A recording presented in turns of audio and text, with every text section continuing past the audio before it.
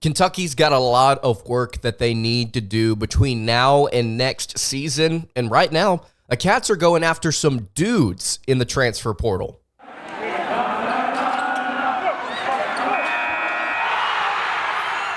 You are Locked On Kentucky, your daily podcast on the Kentucky Wildcats. Part of the Locked On Podcast Network, your team every day. All right, what's going on, Big Blue Nation? Welcome on into Locked On Kentucky, your daily Kentucky Wildcats podcast. I'm your host, Lance Dawe. On today's episode of Locked On Kentucky, it's all about the transfer portal. Kentucky basketball going after a number of very interesting prospects, and then one that they have not contacted yet that I think that they should reach out to. We're going to talk about several different guys today. Also on today's episode, going to discuss Adou Thiero entering the portal. How big of an impact is it? Should the Wildcats fight to get him back? All of that good stuff on today's episode. Today's episode is brought to you by Game Time. You can download the Game Time app, create an account, and use code LOCKEDON for $20 off your first purchase. All right, so let's go ahead and get into it. Kentucky basketball going after some dudes in the transfer portal. A couple of them occurred late last week. Haven't got a chance to talk about them, but there are a couple of new ones that I want to get to right here off the bat today. Starting with the most recent development out of South Carolina, Meechie Johnson, their lead guard for the Gamecocks this past season, an incredible season for Lamont Paris and co. Johnson has entered the transfer portal, and he has been reached out to by a few different SEC schools, but most notably the Kentucky Wildcats. 14.1 points, 4.1 rebounds, and 2.9 assists per game last season. Some of the big-time schools he has heard from since entering the portal include Kentucky, Ohio State, Arkansas, and the Texas A&M Aggies. Obviously, the Wildcats there, I think, would be the most lucrative destination among the four for Meechie Johnson. But just take a look at some of his statistics here, just to explain the Ohio State situation there outside of these SEC schools. Johnson, in case you did not know, actually started his career with the Buckeyes, 2 seasons there up in Columbus, 1.2 points in his freshman year, then 4.4 in his sophomore season before transferring to South Carolina, averaging 12.7 points in his junior season, and then, like we mentioned a second ago, 14 in this previous season for the Gamecocks. Johnson was good. I would not classify him as elite, but I'll tell you what he does bring to the table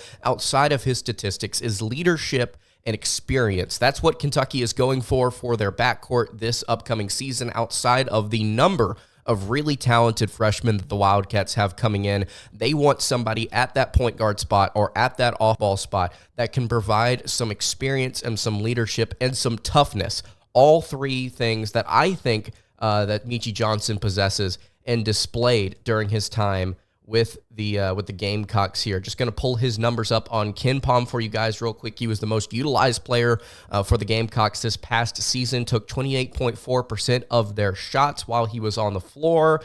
Statistics that stand out here, he's a really solid free throw shooter, also does a decent job at getting to the foul line as well. Has a solid assist rate, I believe the second best assist rate for the Gamecocks this past season. But again, statistically, and the reason I want to just kind of dive into those stats here for a second, statistically, I don't know if there's anything that really stands out about Meechie Johnson's game. He's a subpar three-point shooter at 32.1% a season ago. From the floor, he's shooting 39.9%, which is also sub-average.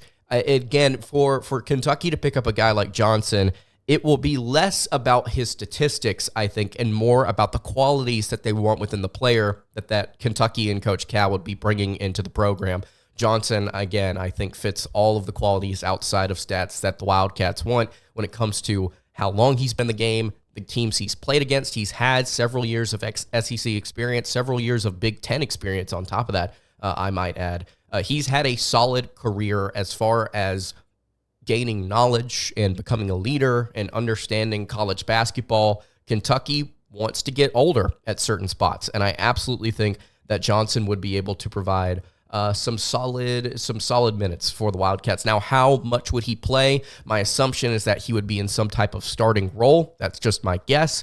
But we'll see what happens here over these next couple of weeks, see if Kentucky can get the ball rolling again versus Ohio State, Arkansas, Texas A&M, the big schools also competing for him as well. A player that was, I believe, reached out to last week that we didn't get a chance to talk about from Milwaukee. A very, very interesting player.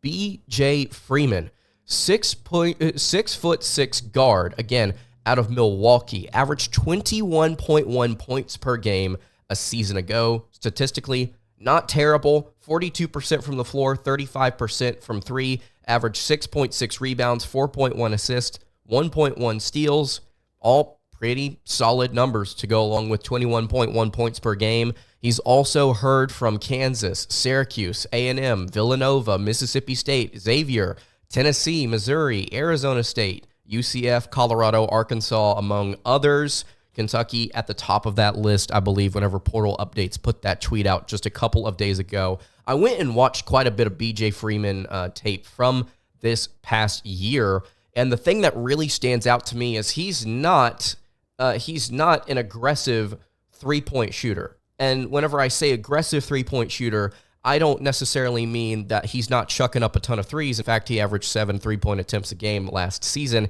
It's that he really does focus more on driving to the basket. He's very, very crafty in the way that he navigates toward the rim. He initiates contact, and through his highlight tape, found ways to finish pretty consistently.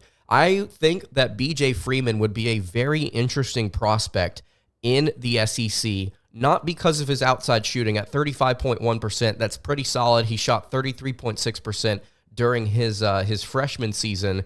Technically, he was at Dodge City Community College before this, but I think that he's heading into his junior year this year, if I'm not mistaken.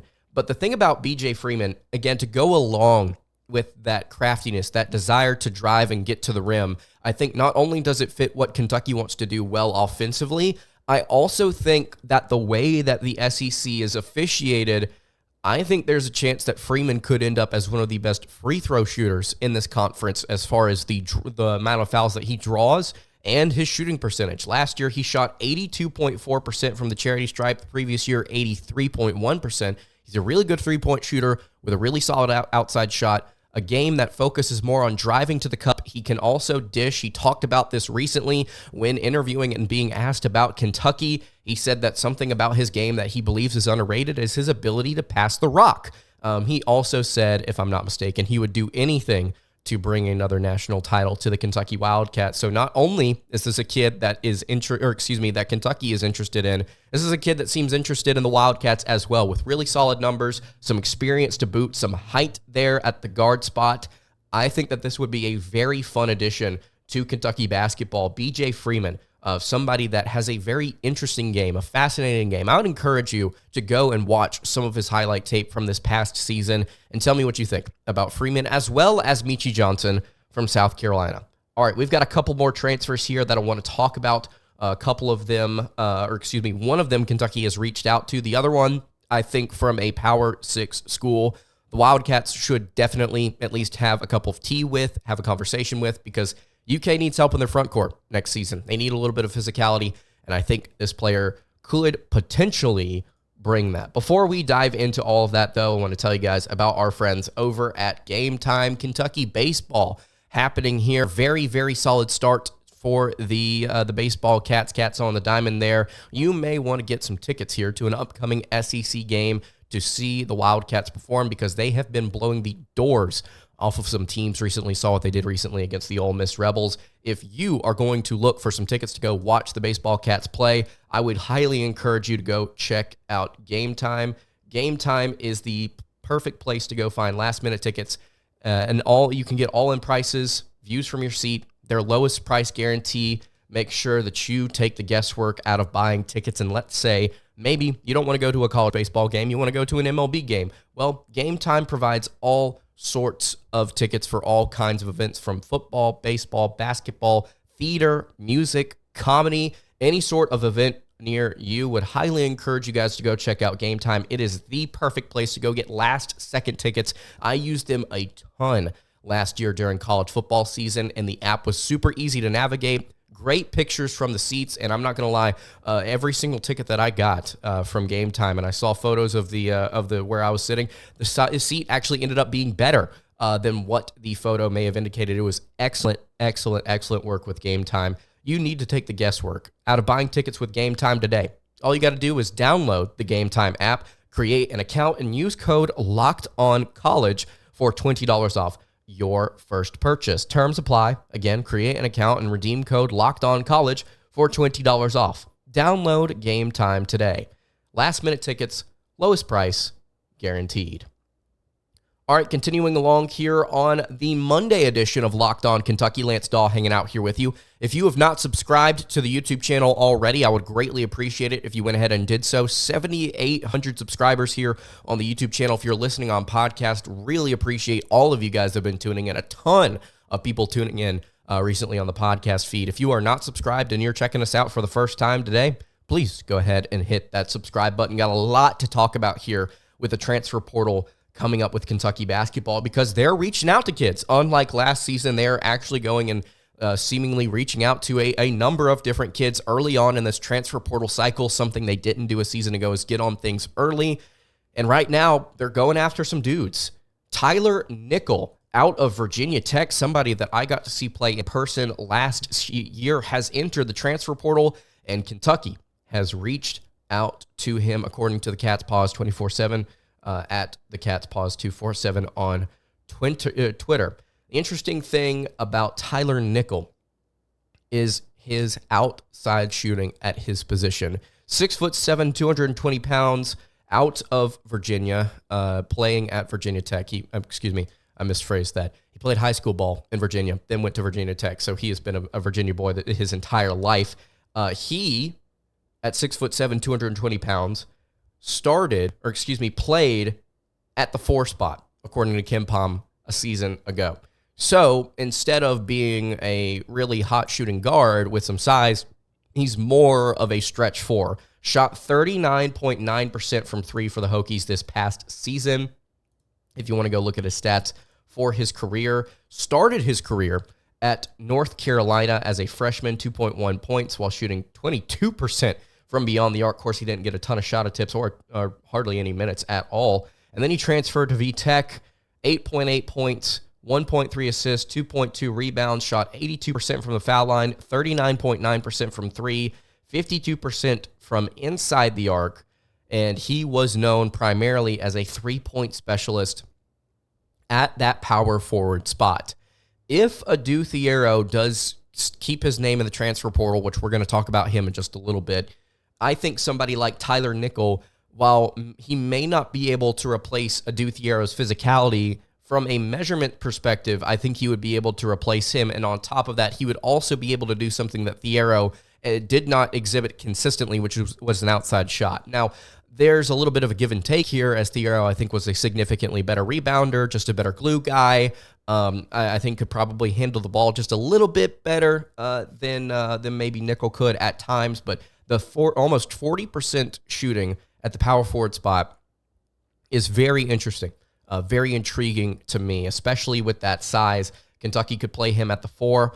Cal could play him at the 3 in a really funky world, but Tyler Nickel, somebody that Kentucky has reached out to and would be interesting to see for the Cats. The final player I want to talk about here that has entered the portal that Kentucky has not reached out to, that I think they should, is Malik Brown from Syracuse.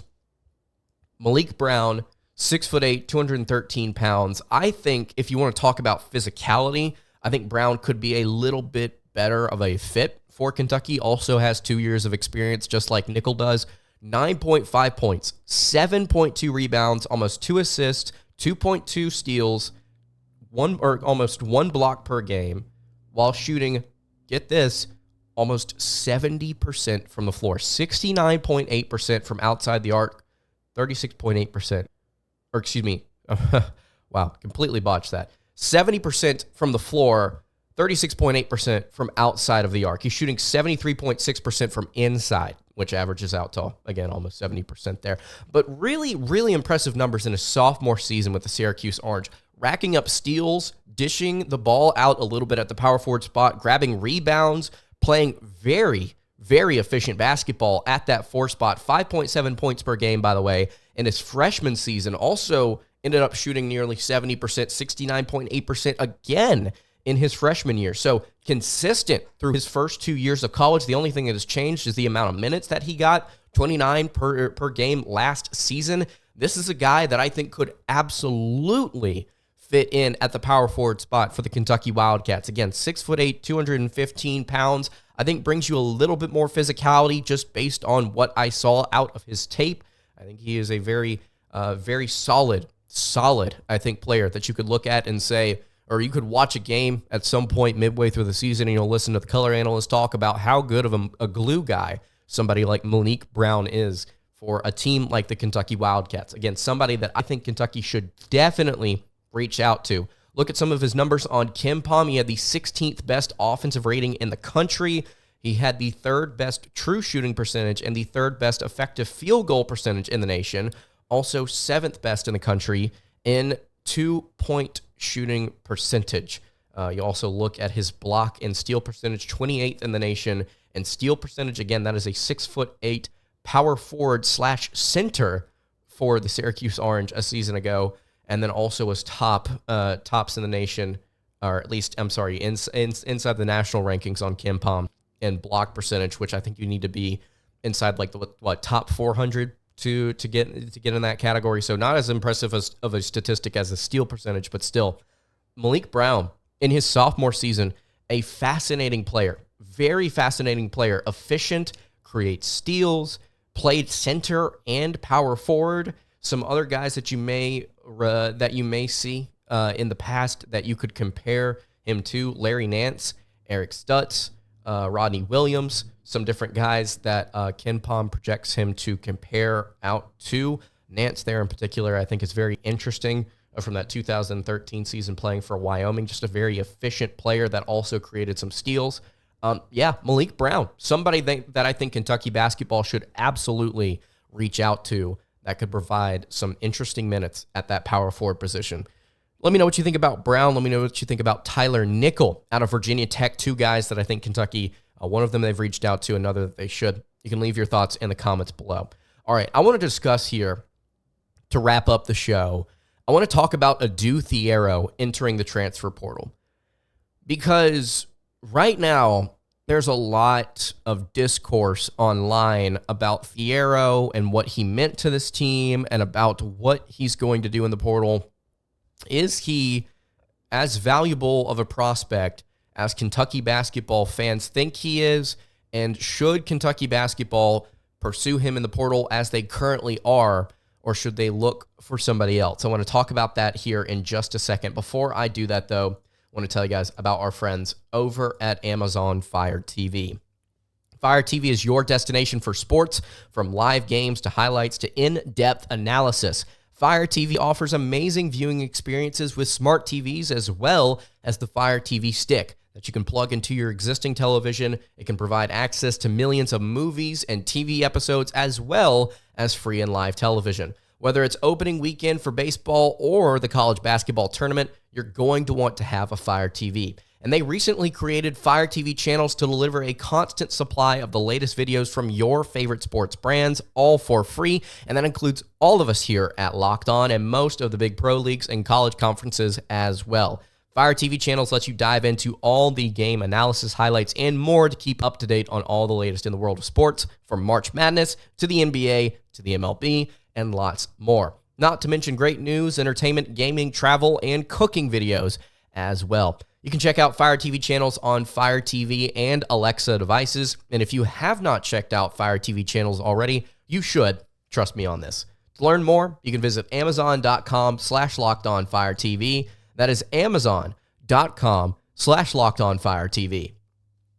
All right, wrapping up the Monday edition of Locked On Kentucky. Lance Dawe hanging out here with you again. If you have not subscribed to the show, whether that be on podcast or on YouTube, I would greatly appreciate it if you did so. All right, so Kentucky basketball, we talked about them in the transfer portal, looking at some potential prospects. Now let's talk about the one guy that has entered his name to leave. Adou Thiero, sophomore forward/wing for the Kentucky Wildcats this season. Really interesting progression at UK for Adou Thiero. Went from an undersized forward, kind of a tweener guard there between guard and small forward. Whenever he came to Kentucky, developed, grew into his body, I believe grew a couple of inches in height, also put on a ton of weight, and became a physical tank at that wing power forward spot for UK. In his sophomore season, good rebounder, high flyer, really underrated prospect, somebody that a lot of people criticized coming out of high school because he was a 3-star prospect that Kentucky went out and got to kind of round out the frame of their roster a couple of seasons ago. A lot of people were saying that it was not a legitimate pickup for a variety of reasons. But I continued to talk about here on the show about how excited I was to see him in a Kentucky uniform because of his developing potential. Initially, there were some Shai Gilgeous-Alexander comparisons as far as frame and his timeline entering Kentucky went. But as he continued to put on weight, he became more of a physical prospect. And entering next season, if he stays with the Wildcats, he would be a potential first-round draft pick and has opportunities to expand his game further.